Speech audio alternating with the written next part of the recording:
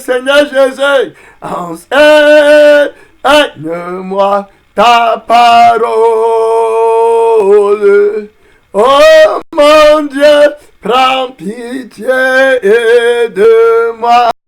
En toi seul, en toi, je me confie. Avec mon cœur, Jésus, avec mon âme, je me confie en toi, vers toi. Je me rapproche. Enseigne-moi avec ton âme. Enseigne-moi, Jésus, avec ton esprit. Enseigne-moi ta parole, la parole vivante. Oh mon Dieu, prends pitié de moi. En toi seul, mystère de Dieu. En toi, alléluia, je me confie. Gloire à Dieu, vers toi, Seigneur des Seigneurs, je me rapproche. Enseigne-moi avec ton sang. Enseigne-moi avec ton esprit. Enseigne-moi ta parole.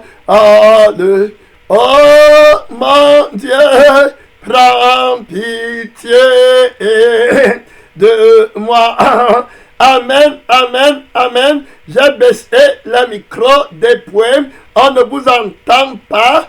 Excusez-moi, je reviens du Cameroun. J'ai attrapé la toux dont je peux tousser de temps en temps, mais je suis déterminé de commencer avec la parole de Dieu sans attendre, sans perdre de temps. Le Seigneur Jésus-Christ revient bientôt. Réveille-toi, toi qui dors, rentre dans le jeûne, dans la prière, l'amour que tu as pour Jésus, l'amour que tu as pour l'Esprit de Dieu t'impose, t'appelle à la grande discipline, à la grande consécration, t'appelle à ton poste de combat, le poste de la passion pour l'Esprit de Dieu, la passion pour le Fils de Dieu, la passion pour l'âme de Dieu, l'âme de Jésus-Christ, l'âme de la parole, le sang de l'alliance, la vie de la paix, la vie de l'intimité, la vie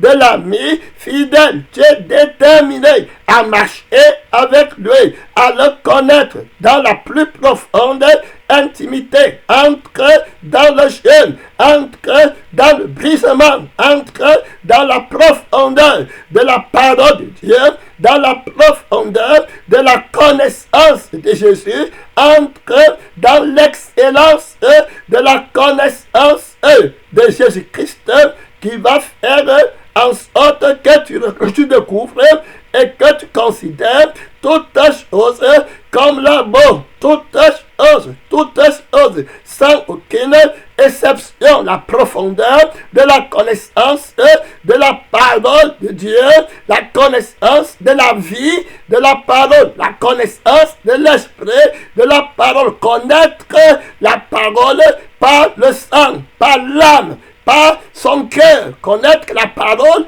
par sa pensée, connaître la parole par ses émotions, connaître Jésus-Christ par sa vie. Quel mystère, quelle profondeur, quel appel, quelle richesse, quel privilège, mon frère. Tu ne peux pas laisser cette opportunité passer. Ma soeur, tu ne peux pas laisser cette opportunité de marcher avec Jésus dans cette intimité, mon frère. Tu ne peux pas, donc tu dois rentrer dans le jeûne, dans la crucifixion, dans le brisement, pour que ton cœur, pour que ton âme, pour que ton esprit, pour que ta conscience soit complètement consacrée à Dieu, la distraction, à Dieu, les blagues, à Dieu, les vacances, c'est terminé. Voilà, tu entres dans la chambre de l'intimité avec Christ. Aujourd'hui, on se réveille dans le livre de Matthieu,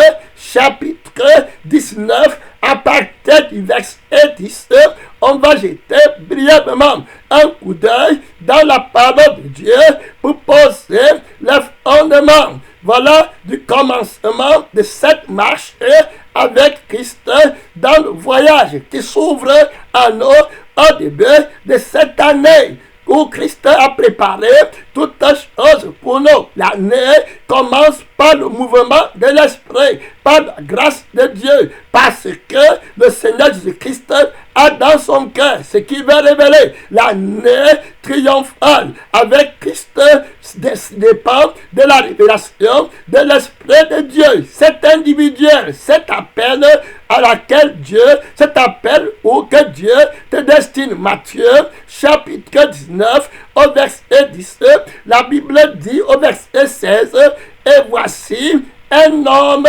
s'approcha et dit à Jésus, un homme s'approche, un homme riche. Si tu regardes dans Matthieu chapitre 19, verset 16, la Bible dit, voici un homme s'approcha et parla à Jésus. Si tu pars dans le livre de Marc chapitre 17, tu verras une autre chose. Au verset 17, tu verras que la Bible parle d'un jeune homme riche. Voilà qui vint vers Christ, qui s'approcha de lui pour lui poser une question. Voilà, un homme s'approcha et dit à Jésus, Maître, que dois-je faire de bon pour avoir la vie éternelle? Que dois-je faire pour avoir la vie éternelle? La plus grande question de la vie, la plus grande question dans la vie d'un homme riche. Un homme confortable, un homme qui ne manquait de rien, un homme, cet homme riche est le symbole de tout homme qui se croit riche dans un domaine particulier de sa vie. Tu peux te croire riche en connaissance, riche en sagesse, tu peux te croire riche, voilà, dans ta profession, dans l'excellence de ta profession, mais tu n'as jamais posé la question la plus importante que tout homme devrait se poser. Où est-ce que je passerai l'éternité? Que ferai-je de bon? Voilà, de pratique. Que dois-je faire pour hériter la vie qui est éternelle? J'ai déjà obtenu la vie temporaire avec les diplômes. J'ai la connaissance universitaire. J'ai beaucoup de connaissances. Je connais beaucoup de choses. J'ai beaucoup d'argent. Je suis célèbre.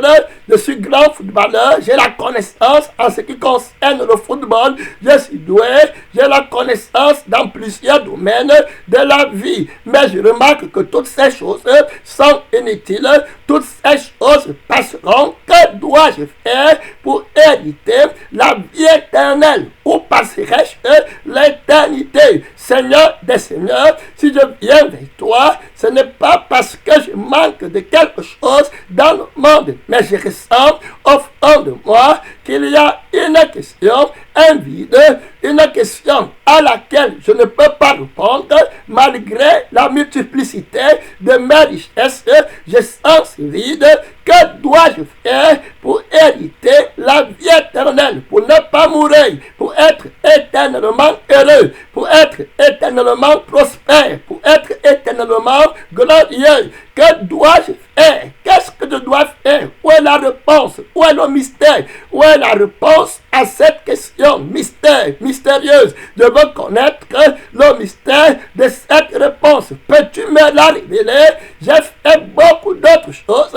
Je ne connais pas le chemin pour avoir la vie éternelle, la vie de sainteté, la vie irréprochable, la vie qui méprise le monde, la vie qui n'est pas de ce monde. Que dois-je faire? Où dois-je aller pour recevoir le don de la vie éternelle? Jésus lui répondit, pourquoi m'interroges-tu sur ce qui est bon? La réponse de Jésus est claire. Pourquoi m'interroges-tu? Si tu rentres dans le livre de Marc chapitre 17, voici ce que Jésus lui dit. Dans d'autres traductions, comme Jésus se mettait en chemin, je lis dans Marc 10, la même version, c'est-à-dire que la même histoire, comme Jésus se mettait en chemin, un homme accourut et se mit à genoux devant lui et dit, bon maître, lui demanda-t-il, que dois-je faire pour hériter la vie éternelle? Que dois-je faire pour ne pas aller dans le feu éternel? La question la plus sage, voilà très clair, que l'homme le plus intelligent du monde puisse se Cet homme était sage, il était riche, il était célèbre, il était là dans la première place en ce qui concerne la hiérarchie sociale. Il a compris que la première question, la chose la plus importante, la philosophie d'un homme, dans la vie d'un homme, devrait consister à répondre au mystère de son éternité. Que dois-je faire? Qui peut me répondre? Qui peut me donner la solution? Que dois-je faire pour hériter la vie éternelle? La première chose, la chose incontournable. Jésus lui dit, pourquoi m'appelles-tu bon? Il n'y a de bon que Dieu seul. Très important de comprendre. Cette personne ne connaît pas la bonté de Dieu. Il appelle Jésus-Christ bon. Il croit que la bonté, c'est dans les actes, c'est dans les œuvres. Il a une idée Dieu de la bonté de Dieu. La bonté de Dieu te pousse à la repentance. La bonté de Dieu a mis dans ton cœur la pensée de l'éternité. La bonté de Dieu t'enseigne que te servirait-il de gagner toute la terre si tu perdais ton âme? Tu comprends la bonté de Dieu? C'est un mystère. La bonté de Dieu, c'est de faire éviter le feu éternel. Toute personne qui ne connaît pas la bonté de Dieu ne met pas la priorité dans son éternité. Cet homme est venu à Jésus-Christ demander la vie éternelle, le mystère de la vie éternelle, avec la bouche, avec la tête, avec le sang du péché, avec la ruse dans son cœur. Il n'est pas venu par l'Esprit de Dieu, par l'Esprit de vérité. Il n'est pas venu sentant sa misère. Il se met à genoux quant à la chair, mais quant à l'Esprit, il y a l'orgueil dans son cœur. Quant à l'Esprit, il est tenu devant Dieu. Il n'est pas à genoux, il n'est pas conduit par l'Esprit de Dieu. Jésus connaît son orgueil. Jésus lui dira très clair au verset 14, Jésus lui dit, pourquoi m'appelles-tu bon? Très important, vous voyez, il n'y a de bon que Dieu seul. Vous voyez, il ne connaissait pas la bonté de Dieu. Il était prospère dans le monde. Il avait une idée tordue de la bonté de Dieu. La bonté de Dieu ne peut pas se faire voir dans les choses du monde, dans les choses de la chair, dans les choses que l'homme naturel voit, dans les choses que l'homme qui se glorifiait dans la chair peut voir. La bonté de Dieu est un mystère. Tu ne peux pas connaître. La bonté de Dieu est cachée. C'est un trésor caché dans un champ. Celui qui découvre ce trésor va vendre tout ce qu'il possède pour acheter ce champ. La bonté de Dieu, la vie éternelle, la révélation profonde de la vie éternelle, la condition à l'entrée pour accéder au royaume des cieux, la révélation de la parole de Dieu. Voilà quelqu'un qui connaît la bonté de Dieu. Voilà quelqu'un qui connaît que Jésus-Christ est bon. Les paroles que je vous ai dites, je vous les ai dites telles que je les ai apprises de mon Père. Dieu seul est bon. C'est lui qui connaît la bonté de Dieu, va méditer sa parole pour la mettre en pratique, parce qu'il comprend que la parole de Dieu renferme la révélation de la bonté de Dieu. Cet homme appelle Jésus-Christ bon, mais Jésus sait que dans son cœur, il a des idoles, il a des priorités, il a des choses qui comptent pour lui, que son éternité. Il est venu avec la lettre, il est venu avec le sentiment de la chair, mais il n'a pas la révélation de l'importance de son âme. Il est dans l'ancienne vie, il est dans la vieille vie, il n'est pas transformé, il n'est pas régénéré, il ne peut pas voir Dieu, il ne peut pas adorer Dieu.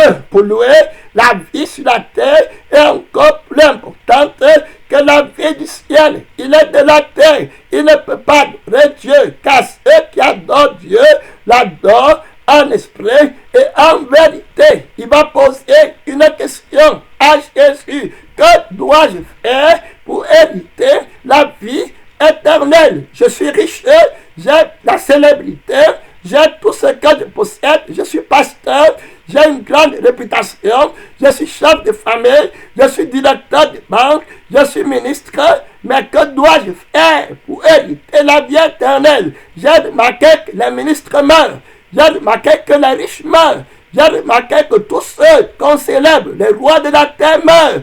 Et je veux vaincre la mortalité, je veux vaincre la mort, je veux vivre pour toujours. Que dois-je faire? Est-ce que je peux acheter avec l'argent la vie éternelle? Que dois-je faire?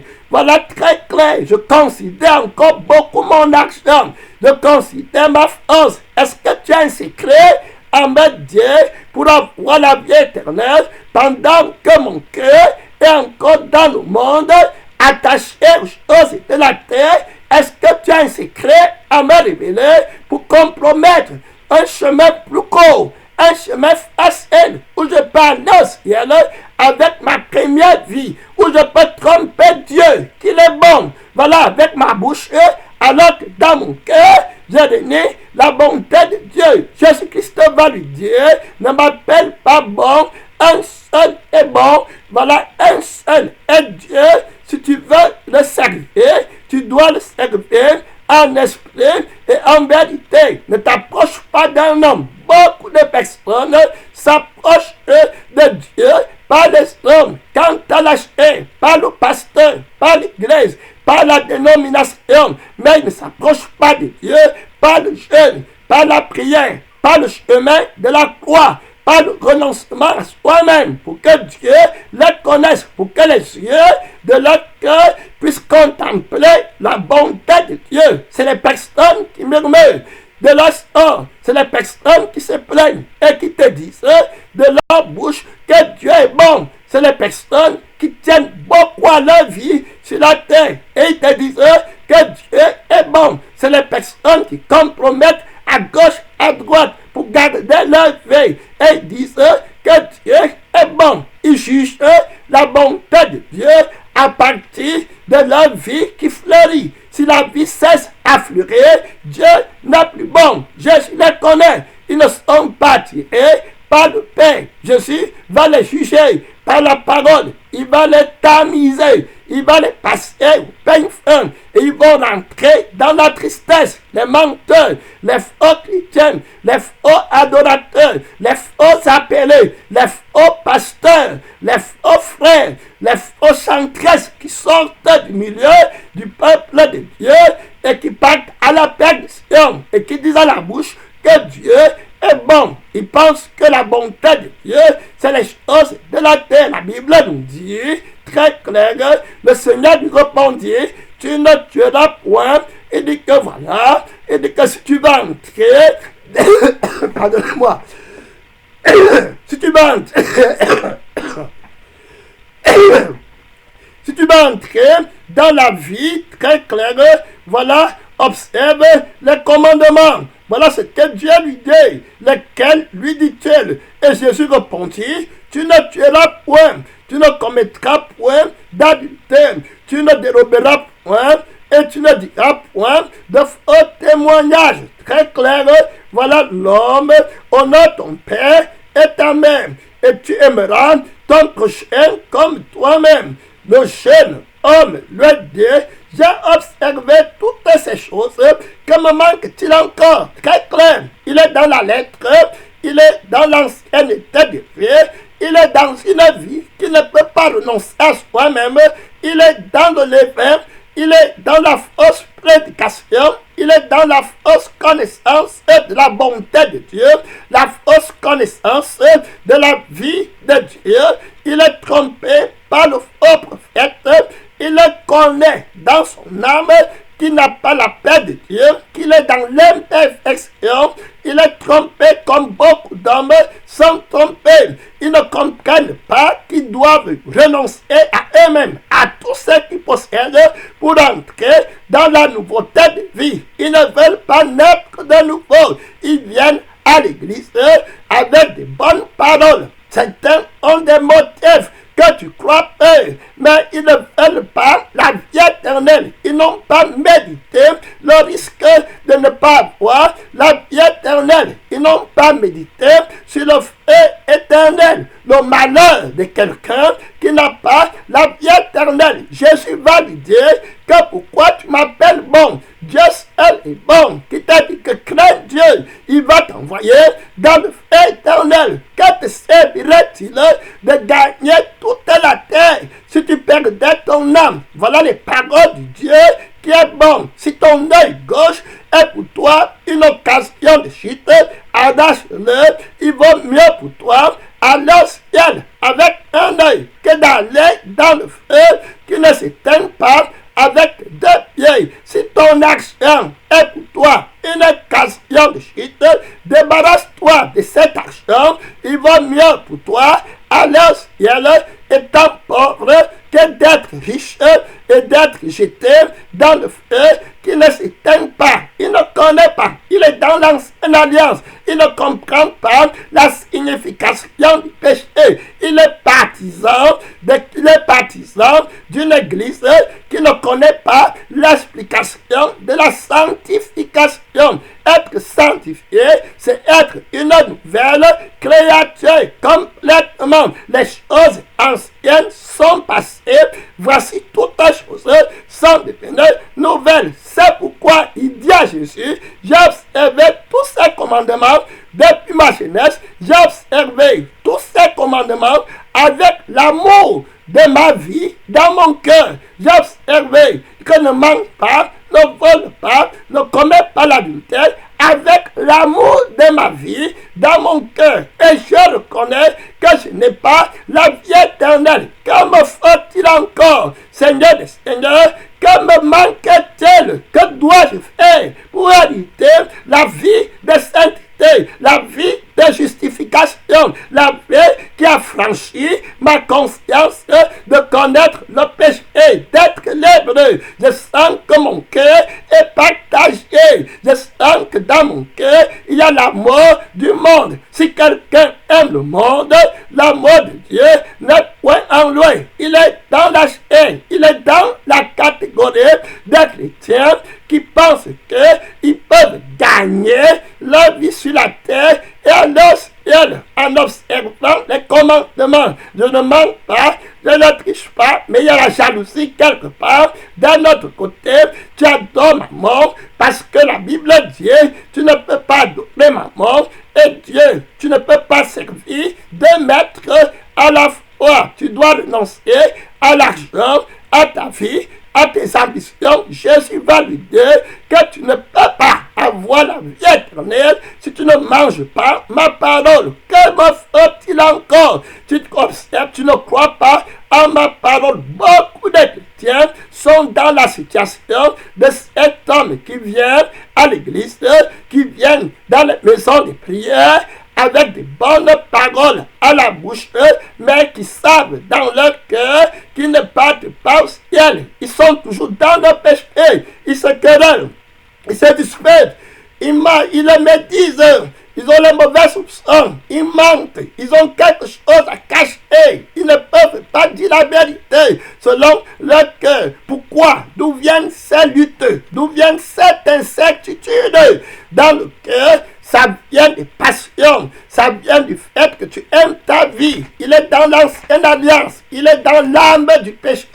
Il ne peut pas être sanctifié. Tu peux obéir au commandement du matin jusqu'au soir, tu seras toujours condamné. C'est la situation de beaucoup de chrétiens. J'ai prié, j'ai jeûné, j'ai prophétisé, mais je suis toujours dans mes péchés. Matthieu 7 dira que beaucoup me diront, en ce jour, on a prophétisé en ton nom, on a fait les miracles en ton nom, mais je leur dirai, retirez-vous de moi, je ne vous ai jamais connu, ouvrier de l'iniquité. Voilà ce que cet homme est en train d'expérimenter. Il est dans la loi de la chair. La Bible nous dit, dans le livre de Romains chapitre 7, que tant que la chair vit encore, on est dans le péché. Tant que la chair vit encore, la chair va vivre par l'argent, par les choses que tu aimes dans le monde. Voilà ce qui fait la guerre à ton âme. C'est-à-dire que dans ta bouche, dans ton corps, tu essaies d'obéir à la lettre. Tu ne manques pas, tu ne voles pas, tu ne triches pas, mais tu n'as pas la vie de ce que tu fais dans ton âme. La vie là n'y est pas. C'est-à-dire que tu vois une femme, tu dis que tu ne la convoites pas pour aller coucher physiquement avec elle au lit, mais dans ton cœur, dans ton corps, tu ressens le désir d'aller coucher avec elle. C'est pourquoi il est condamné. Il sait qu'il lui manque quelque chose. Il n'a pas la vie de la parole. Il n'a pas l'âme de la parole. Il n'a pas l'esprit de la parole de Dieu. Il n'est pas franchi. Il connaît Jésus par la lettre. Il ne connaît pas Jésus par son âme. Il ne connaît pas Jésus par son esprit. Jésus veut lui donner son âme. Jésus veut lui donner son esprit. Jésus veut lui faire comprendre que je ne suis pas l'homme que tu vois là. Dieu c'est moi. Tu comprends? Si tu m'appelles bon, ne m'appelle pas bon en tant qu'un homme, parce qu'il n'y a aucun homme qui peut donner la vie éternelle. Il n'y a que Dieu qui peut donner la vie éternelle. Donc moi que tu vois, tu dois avoir la révélation que je suis Dieu, pour que quand tu m'appelles bon, tu entres dans la bonté de Dieu qui consiste à te donner la vie éternelle. Si tu ne bois pas mon sang et que tu ne reçois pas mon esprit, alors tu n'as pas la vie en toi-même. Tu es venu à moi quand tu as la chair, mais quand tu as l'esprit, tu ne sais pas que je suis Dieu. Alors je t'ai dit, je te donne les premiers commandements pour que tu comprennes que tu ne peux pas être sanctifié sans la vie et sans l'esprit. Ma parole est vie et ma parole est esprit. Beaucoup de chrétiens partent en enfer parce qu'ils ne connaissent pas l'âme de Jésus, c'est-à-dire que son sang, ils ne connaissent pas son esprit. Pourquoi ils ne connaissent pas son sang? Pourquoi ils ne connaissent pas son esprit? C'est très simple. Comprends bien, hein? Comprends bien la parole de Dieu, comprends bien la prophétie de la parole qui va te guérir, qui va te délivrer de la loi du péché. Tu dis que tu as obéi à Dieu, mais tu as toujours le péché. Tu sens que tu n'es pas justifié. La Bible est claire. Tu vois très clair. Dans le livre de Luc 14, verset 25, de grandes foules faisaient route avec Jésus. Jésus se retourna et leur dit, si quelqu'un veut venir à moi, cet homme riche ne vient pas à Jésus, ne vient pas à Jésus quant à l'esprit. Il vient quant à la chair. Il a la Bible, la lettre de la parole. Il croit que la Bible peut l'amener au ciel. Il croit que les commandements qu'on lit dans la lettre peuvent l'amener au ciel. Il se glorifie de la lettre. Il se glorifie de Christ. Quand il dit que Christ est bon, il ne dit pas ça par la révélation. Il n'a pas de témoignage. Moi, je peux dire que Jésus est bon parce qu'il a enlevé l'âme de la chair qui est en moi. Parce que Galates 5, verset 24, dit que ceux qui sont en Christ qui est bon, alors ce bon Jésus-Christ a crucifié l'âme de la chair qui condamnait cet homme riche. C'est-à-dire qu'il est prisonnier d'une vie qui est contraire à la parole de Dieu. Donc, quand la parole lui est adressée, il obéit quant à la lettre, mais quant à son âme et quant à son esprit, il agit par un autre esprit, par un autre sang, dont il ne connaît pas la bonté de Dieu, parce qu'il n'a pas reçu la vie éternelle. Jésus va le détecter de loin, de prime abord. Vous voyez, quelqu'un vient, il n'a même pas encore parlé, il dit, bon maître, Jésus dit, ne m'appelle pas bon, Dieu seul est bon, qui te donne la vie éternelle par le sang que tu refuses de boire. Tu refuses de boire le sang de mon Père, le sang, l'âme de la parole de Dieu qui a été faite chair pour que tu vives, parce que tu aimes l'âme de la chair, l'âme du péché, la plaisir de l'action, le bonheur de l'action, c'est ça ton bonheur. Donc tu ne peux pas obéir par l'âme et tu ne peux pas obéir par l'esprit. C'est pourquoi tu reconnais toi-même qu'il te manque encore quelque chose, parce que ton obéissance n'est pas parfaite, ton cœur est partagé, tu vois, tu tiens encore à quelque chose très clair. Toutes les chrétiennes qui ne vont pas accepter de tout vendre, de tout perdre, leur vie vont toujours être comme cet homme riche en disant en leur bouche que Jésus est bon, mais dans leur vie, ils ne connaissent pas la bonté de Dieu. Tu vois très clair, Jésus est bon. Qu'est-ce qu'il a fait pour toi? Tu n'as pas la vie éternelle. Très clair, où est la bonté de Dieu dans ta vie? Tu n'as pas la vie éternelle, la vie de sainteté, la vie qui ne considère pas les richesses, la vie qui jette l'argent dans la poussière et qui amasse dans le royaume des cieux. Il va refuser. Beaucoup de chrétiens sont dans les églises avec le péché dans leur vie et croient que personne n'est saint. Luc 14, verset 25, de grandes foules faisaient route avec Jésus. Il dit, si quelqu'un vient à moi, et s'il ne hait pas son père, sa mère, sa femme, ses enfants, ses frères, ses soeurs, et même sa propre vie. Regardez, lui, il aime sa vie, mais il dit que je ne manque pas, je ne vole pas. Voilà la caractéristique de tous les pasteurs, de 99% des pasteurs sur la terre. Voilà, ils aiment leur vie, j'ai telle voiture, j'ai telle maison, je suis comme ça, je suis arrivé, et ils disent que Jésus est bon, personne d'eux ne va te dire que Jésus-Christ est mauvais. Tous disent que Jésus est bon. Et Jésus dit, ne m'appelez pas bon, je ne vous connais pas. Dieu seul est bon et vous ne le connaissez pas. Vous m'appelez Jésus quant à la lettre de la parole, mais quant à l'âme, c'est-à-dire que quant à ma vie, quant à ma nature, qui vous est dit, aspirez à ce qui est humble, ayant vous les sentiments de la parole vivante, lequel existant sous forme de Dieu n'a pas regardé comme une proie arrachée son égalité avec le Père, mais il a paru comme un simple homme, celui qui est né dans une mangeoire sans se plaindre, sans revendiquer les grands hôpitaux, celui qui a lavé les pieds des disciples. Mon âme ne prend pas plaisir à vos richesses, à votre élévation, à votre gloire, à votre réputation. Je vous ai en horreur. Vous ne me connaissez pas, enfant de malédiction.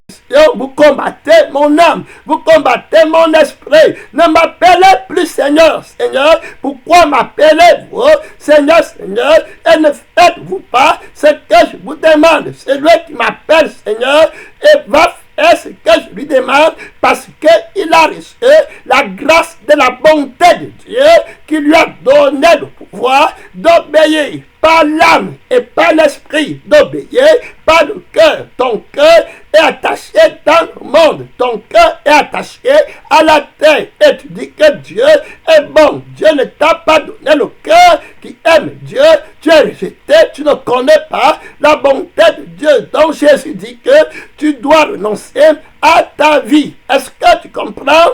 Pour connaître, pour entrer dans la vie. Jésus a dit que je suis la résurrection et je suis la vie. Donc la vie, c'est Jésus. La vie te dit que si tu veux entrer dans la vie éternelle, tu dois détester ta vie. Est-ce que tu comprends?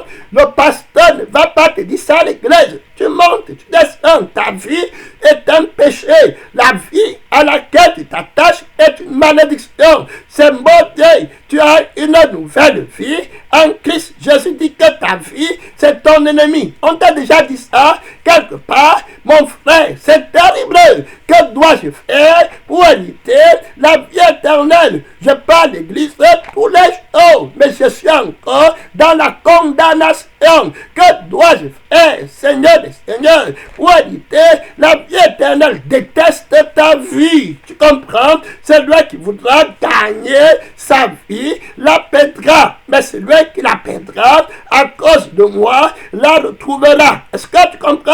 Très clair.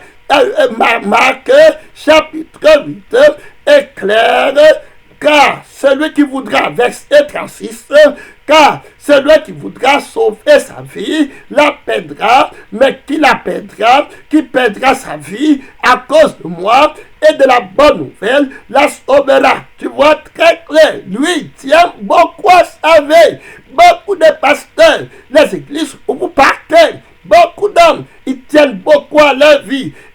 connaissent pas la sainteté, la vie éternelle, ils sont rejetés. La Bible dit que puis, ayant appelé la foule, avec ses disciples, il leur dit, si quelqu'un veut venir après moi, qu'il renonce à lui-même. Tu vois très clair, à toi-même, très clair. Mais eux, ils aiment eux-mêmes et ils disent que je ne manque pas, je ne vole pas. Ils vont toujours dire à Jésus que dois-je faire encore? Très clair. Oui, mon frère, oui, ma soeur, celui-là maintenant, ce que tu dois faire, c'est la seule personne qui doit faire ça, c'est ton sauveur, c'est ton maître, c'est lui qui est le garant de la vie éternelle. Tu dois te mettre sincèrement à genoux devant lui. Vous voyez, cet homme riche est venu devant Jésus, il s'est mis à genoux quand à l'acheter, mais sa volonté ne s'est pas mise à genoux. Ce que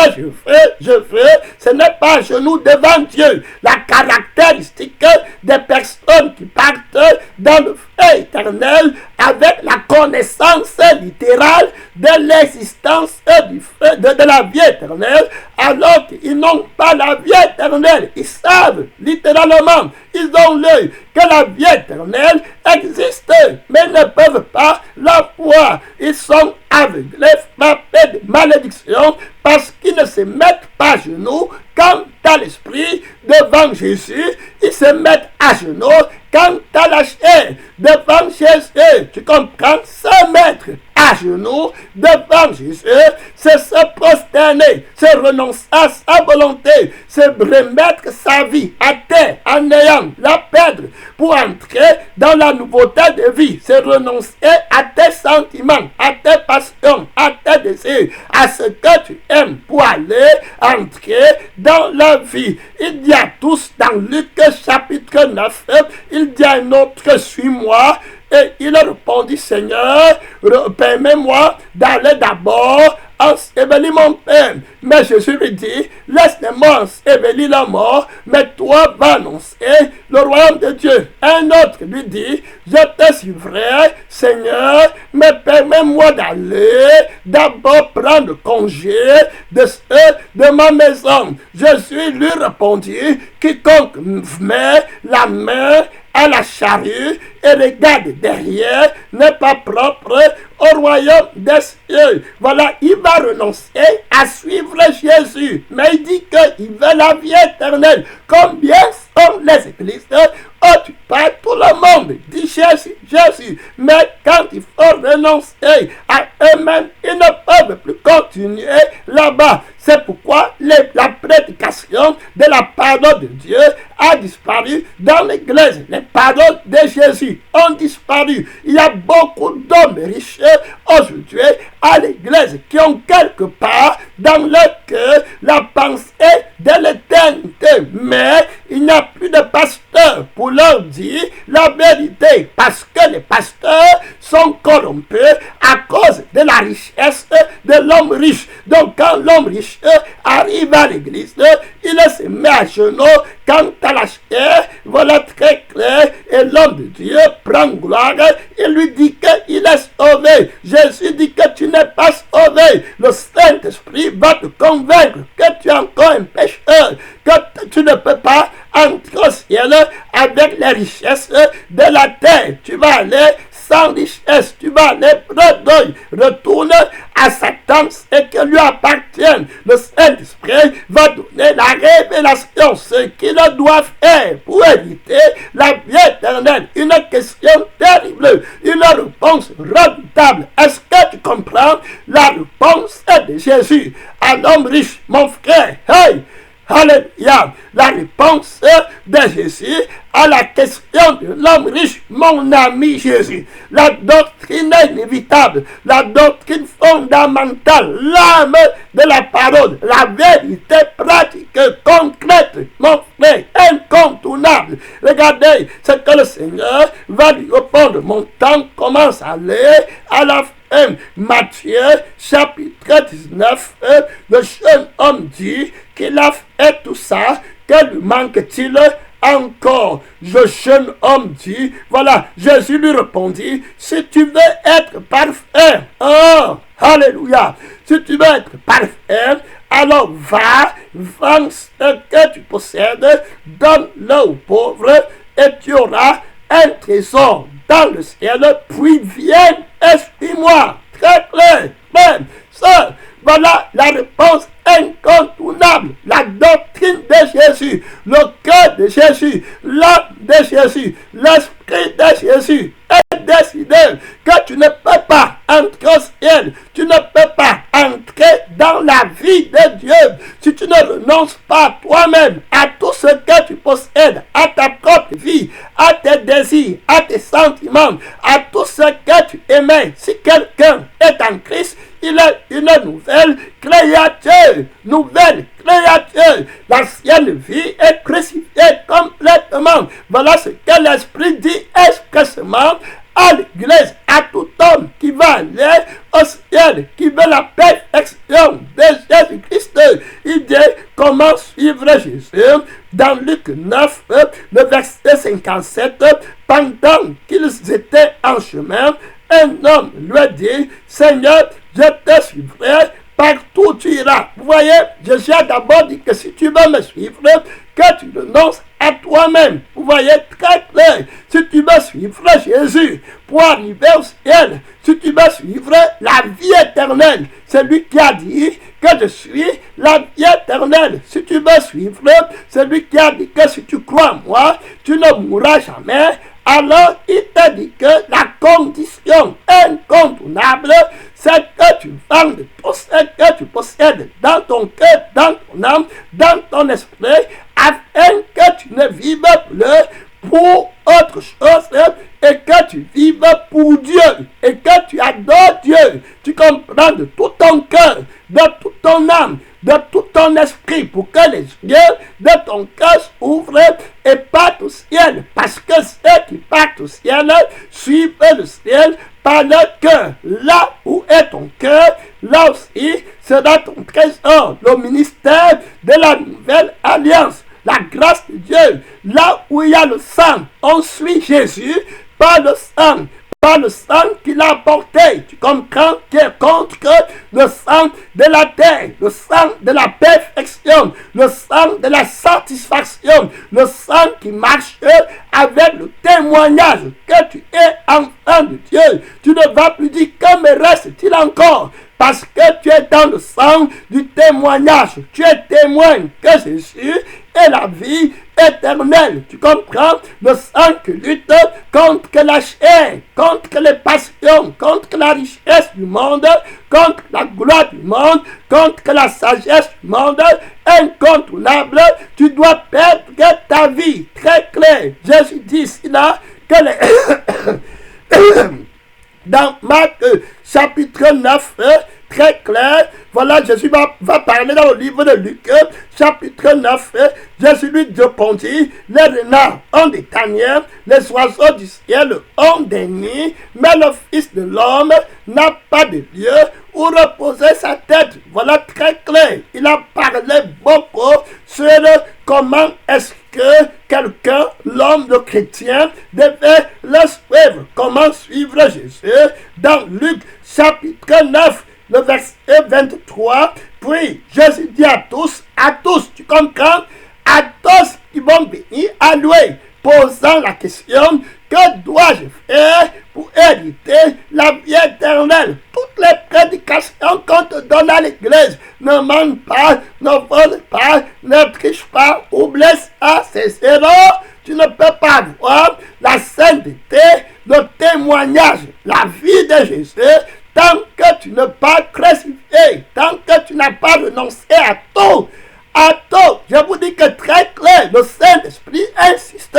Vous pouvez être 1 milliard si vous ne voulez pas renoncer à vous-même, à tout ce que vous possédez, pour que Jésus soit votre seule possession. L'adoration sera fausse, alors vous n'entrerez pas dans la vie. C'est très clair, la réponse de Jésus à la question de l'homme riche, à la question du vieil homme, à la question des religieux, au désir des religieux. Il vous dit, vous avez appris qu'il y a le feu éternel et vous venez à moi. Moi, je vous dis, si quelqu'un ne renonce pas à lui-même, à lui-même, à ses enfants, à sa femme, au sentiment du sexe qu'il a avec sa femme, il ne renonce pas au sentiment là qu'il a avec ses enfants, il aime les sentiments là, parce que moi, alors il ne sera pas parfait.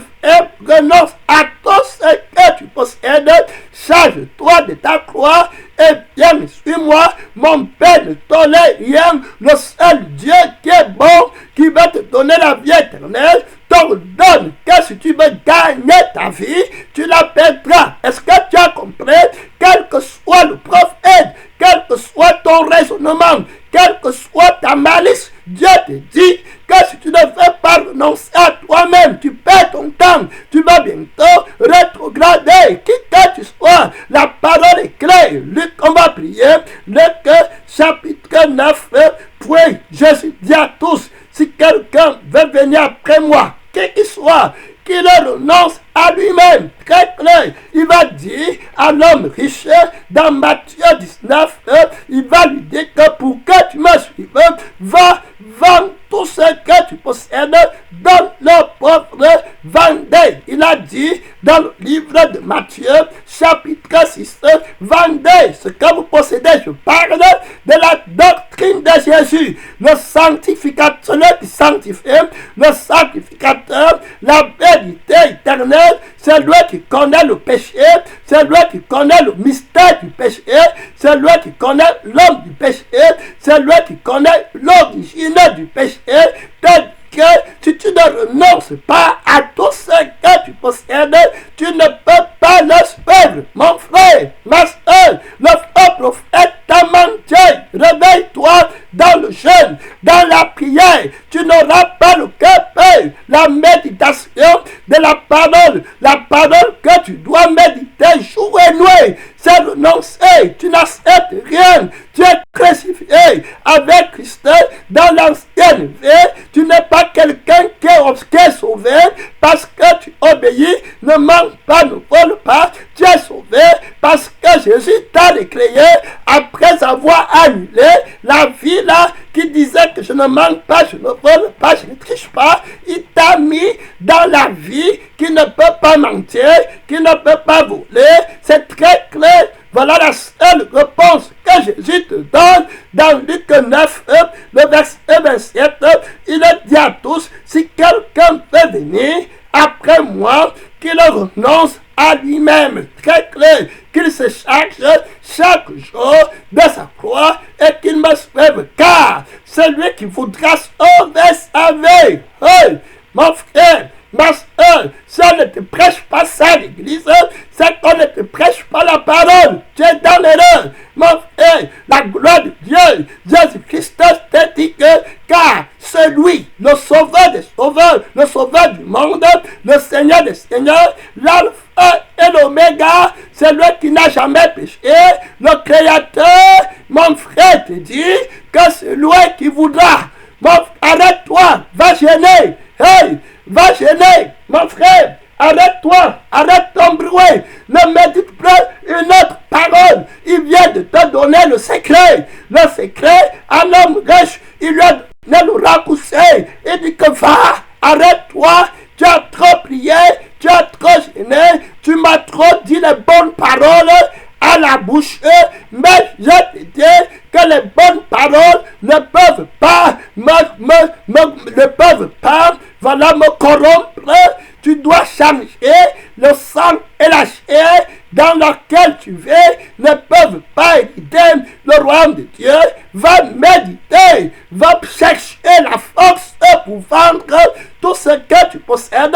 Désormais, si tu m'appelles, si tu me cherches encore, cherche-moi pour obtenir la force de tout vendre, la force de renoncer à ta vie, à tout ce que tu possèdes, à tout ce que tu as. Voilà ce que je veux, voilà les prières que j'attends.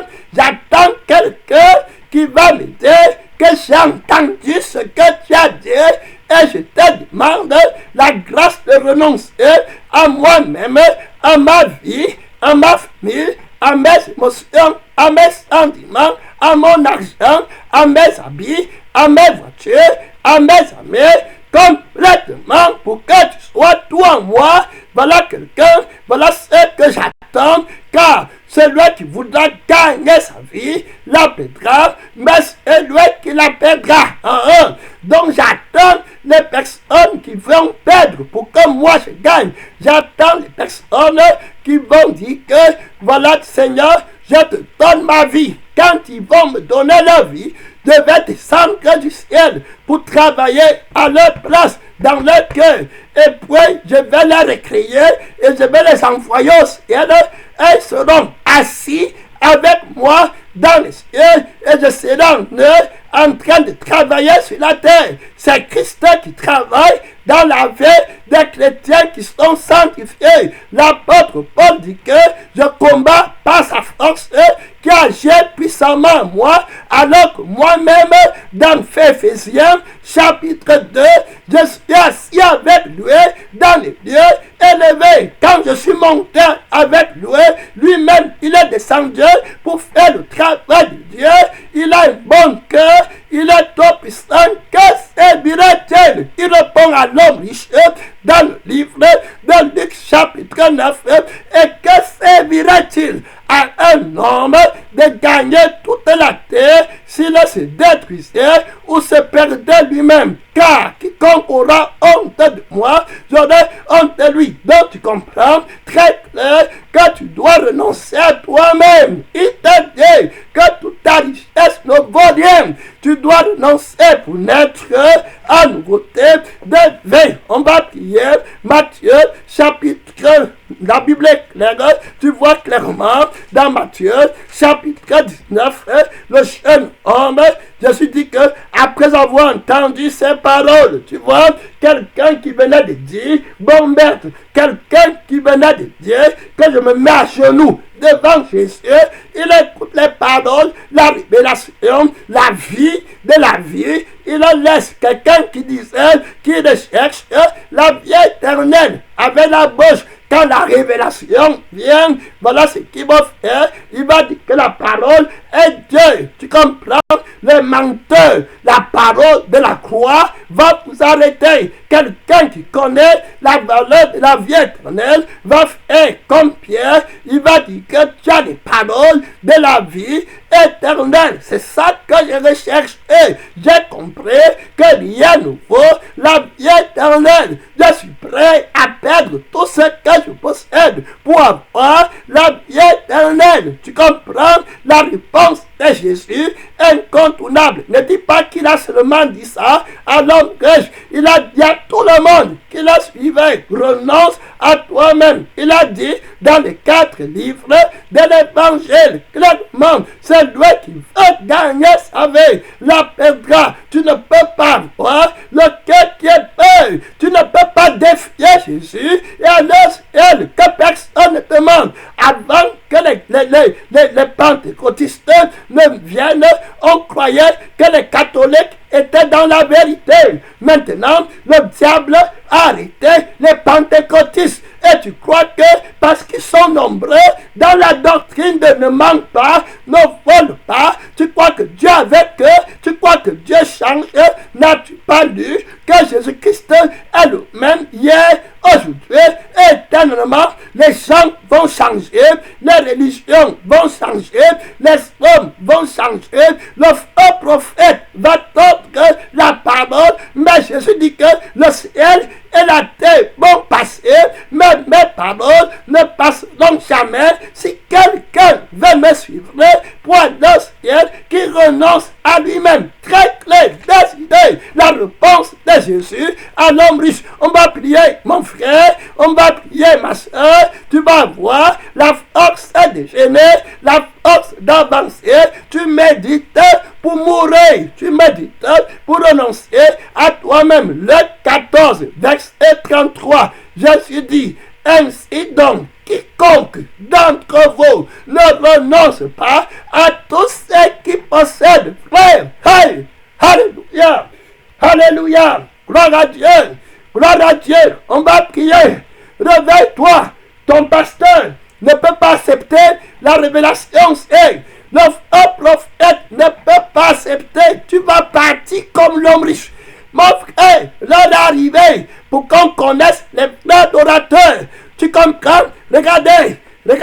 homme riche va faire? La Bible dit qu'après avoir entendu ces paroles, le jeune homme s'en alla tout triste, car il avait de grands biens. Tu comprends? Il s'en alla tout triste. La parole, si, va te rendre triste. Ce n'est plus applaudir. Hein? Ça, ce n'est pas de dire Amen. Alléluia. Non. Là, on devient calme. Là, on ferme la bouche.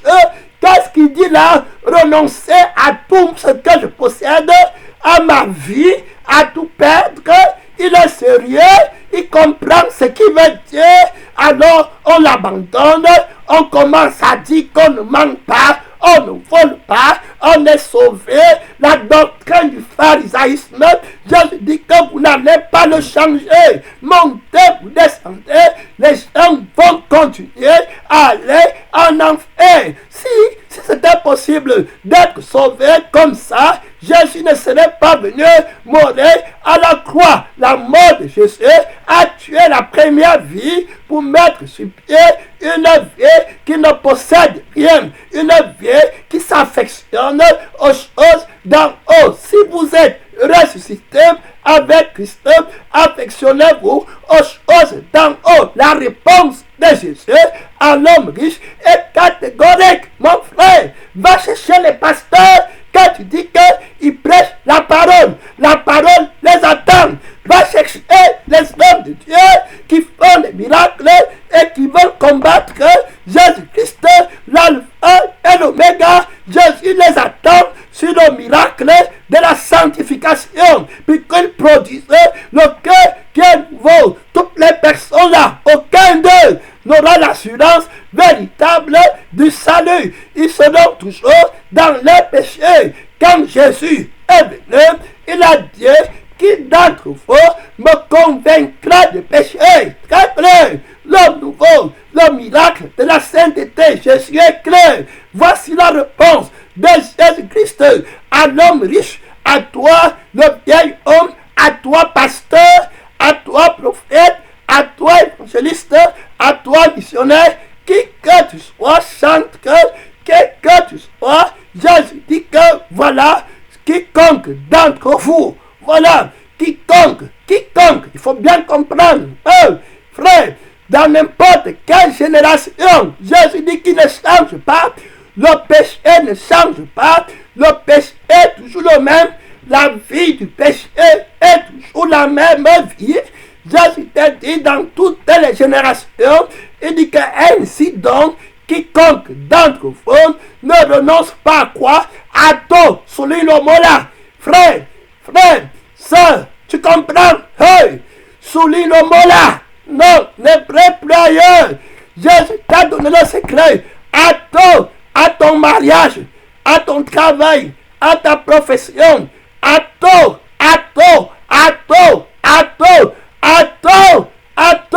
ta connaissance, à ta mère, à ton père que tu aimes plus que Dieu, au football, à tout, frère. Mais non, va à l'église pour que le pasteur te dise à tout. S'il ne dit pas ça, ne le suis pas.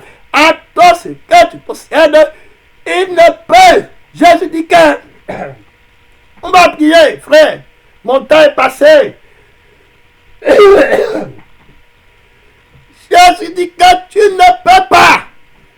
Même si tu jeûnes, même si tu montes, même si tu dis que Dieu est bon, même si tu copies les paroles de Jésus, comme il a dit que Dieu est bon, toi si tu dis que oui, Dieu est bon, il dit que même si tu dis n'importe quoi, il t'a dit que tu ne pourras pas entrer au ciel, tu ne pourras pas être son disciple. Il a dit allez faire des disciples. Tu ne peux pas faire des disciples sans prêcher la crucifixion, le renoncement. Mon temps est fini. C'est l'heure de prière. Et mener des prières. Être puissant. Mystère de Dieu. Tu le... Mystère de Dieu, tu nous as parlé sur la crucifixion, la réponse de Jésus-Christ à l'homme riche. Il ne peut pas. Hey, alléluia. Il ne peut pas. Il ne peut pas. Tu ne peux pas. En cause, il, qu'on te demande point. Mon frère, ne dis pas que tu n'as pas entendu ça dans d'autres églises. Jésus s'en fout de ce que les églises se sont perverties. Il ne va pas changer sa parole à cause d'une génération, à cause d'une nation qui est tombée. Tu ne peux pas être disciple de Jésus si tu ne renonces pas à toi-même, à ta vie, à tout ce que tu possèdes. Oui, mon frère, que dois-je faire pour hériter la vie éternelle? Va, tout ce que tu possèdes, renonce à ta vie sur la terre. Tu l'as perdu. Jésus a décidé que celui qui voudra gagner, terminer, tu ne peux pas, frère, on t'avait trompé, tu ne peux pas avoir le cœur, tu dois jeûner et prier pour perdre ta position, tu dois renoncer à ta position, tu dois renoncer à ta connaissance, tu dois considérer tout comme la mort. Ouais, frère, ta richesse, c'est la malédiction. Ce n'est pas le témoignage de Jésus-Christ. L'homme riche avait l'argent, mais il savait qu'il lui manquait encore quelque chose. C'est qu'il veut être parfait, sans tâche, irrépréhensible. Le Fils de Dieu, Saint, que réponse à toi. Hey, alléluia, alléluia.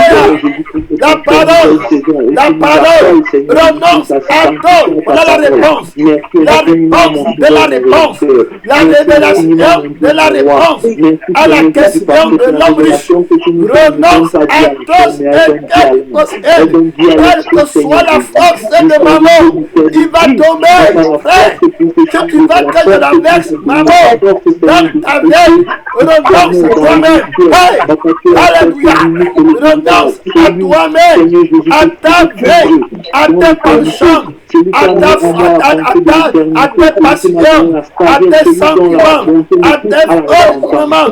Maman va tomber, la main du péché va tomber, quelle que soit sa résistance. Mon frère, c'est la parole qui a parlé. Va méditer, de perdre ta vie, de perdre celui qui aime sa vie. La parole que si tu aimes ta vie, c'est terminé. Elle est malin à vous les riches. Ne me dis pas que la doctrine est doctrine. Personne n'est plus grand que Jésus. Personne, mon frère, n'est plus grand que Jésus. Personne. Alléluia. Personne, quel que soit le nom du pasteur là, qui t'a trompé. Jésus dit que tu ne peux pas. Tu ne peux pas. Jésus-Christ t'a dit que tu ne peux pas. C'est lui qui est avant le commencement. C'est lui qui s'appelle Melchisedec. Mon frère, c'est lui qui est venu avec le sang. C'est lui qui baptisait du Saint-Esprit. C'est lui qui était mort et qui a ressuscité. C'est lui qui a les clés du royaume des cieux. L'agneau qui a été immolé. C'est lui qui est capable d'ouvrir le livre avec les 7 sceaux. Il t'a dit que tu ne peux pas, frère, être son disciple, saint, prophétesse, avec maquillage. Il t'a dit que tu ne peux pas, avec ta douceur. Il t'a dit que tu ne peux pas, avec ta bonté charnelle. Il t'a dit que tu ne peux pas être son disciple si tu ne renonces pas à tout ce que tu possèdes. Merci Seigneur. À toi la gloire Jésus. Merci Seigneur. Merci Jésus. Merci Seigneur. Merci Seigneur. Merci Jésus.